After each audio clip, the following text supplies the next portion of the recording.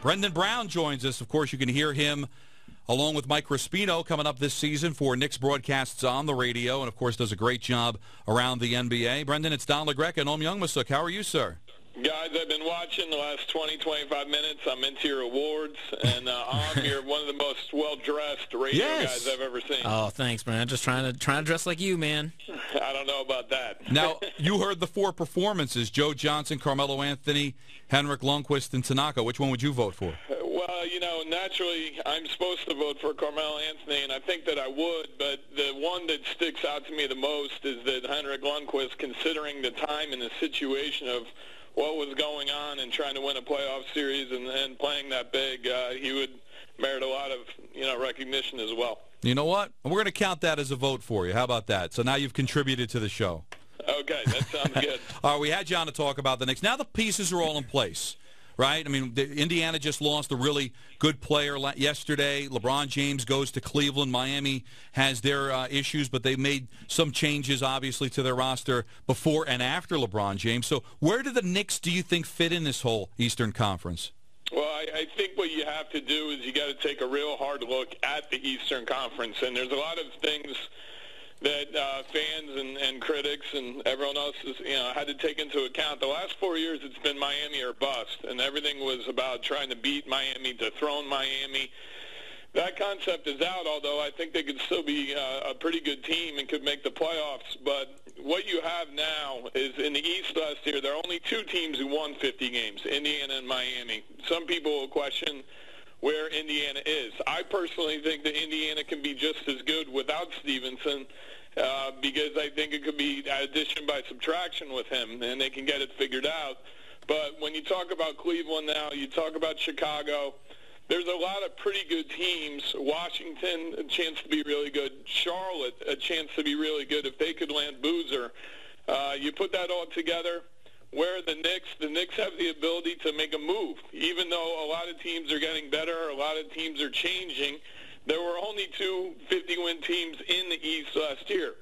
So it'll be a matter of a lot of teams trying to move themselves up the ranks. The Knicks naturally want to get in the playoffs, but I think direction of what's going on is pretty good right now. Brendan, now that Carmelo is back, let's take a look at this Knicks roster and how it basically is built now, barring any major changes or major trades. Jose Calderon's in there at point guard now for Raymond Felton. Tyson Chandler's out. They add Jason Smith. They've got some young pieces like Clee Anthony Early and Shane Larkin. But you're hoping for some bounce-back seasons from guys like Stoudemire and JR. Talk about this roster, how good they can be, and do you think the Knicks can get back to the playoffs and get back to maybe something close to what they were 2 seasons ago?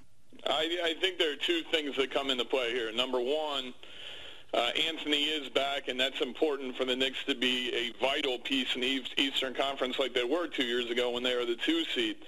I think what this comes down to is it's a guard-heavy roster, but it's a guard-heavy roster in that you have a lot of wing players that potentially could be very good defenders. So my second thought on this process is judging a little bit from what you see with the Summer League team right now. The team is playing quick, and the team is playing pressure defense. If you think about Derek Fisher and the way he was as a player, break him down as he played as a player, the fact that he was athletic, that he was in your face defensively, can he put that stamp on the rest of the team?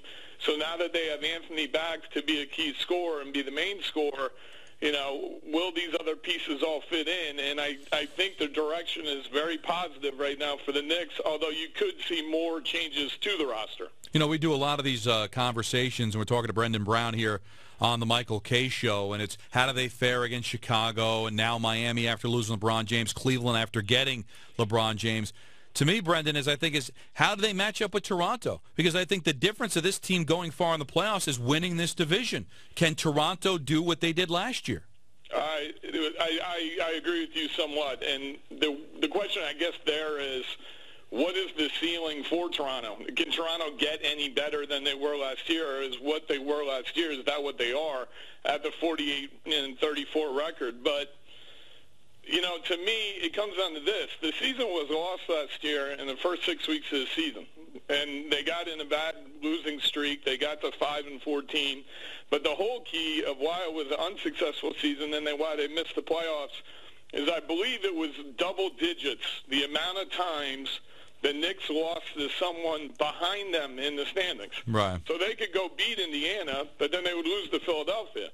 And that's what you hope with this group of talent and now with new direction under the coaching staff, that you can limit that. Is that going to happen once in a while? Yeah, of course it's going to happen once in a while. The Orlandos and the Milwaukees are going to pick you off on the wrong night, back-to-back, third game in 4, whatever it may be. But in order to really get to where they get in that mid-40s, 50-win plateau, it's a matter of taking care of the teams you're supposed to take care of. And with this present regime, I feel very comfortable about that. Brendan, assuming that Derek is going to play the triangle, how do you see these pieces fitting into the triangle? How do you see Carmelo adjusting to it, and then all these other pieces that they've got, including the bigs that they have now with no Tyson Chandler? I know the bigs aren't going to have to play a major role in the triangle, but how do you see some of these guys fitting in and Carmelo's biggest adjustment? Play a pretty key, big key in the triangle because there's a lot of passing, a lot of movement. And number one, first and foremost, I think Carmelo will be good in the triangle. People worry, well, he's an isolation player. He requires a one-on-one. There's a lot of one-on-one within the triangle after the first couple passes are made. As for what they're doing now and who they're acquiring, they're trying to, it seems as though what the Knicks are trying to do is they're trying to acquire more athletic guys so that they're a better defensive team and that they're a better 94-foot team, and then the triangle becomes easy. The Summer League, this is pretty impressive. They just put together a bunch of guys who have been together for a week and are running the basic tenets of the triangle very well. And the biggest key of what's going on that makes everyone's job easier on is how quickly do they get into the offense, how quickly do they get to their spots, and that makes everything a lot easier.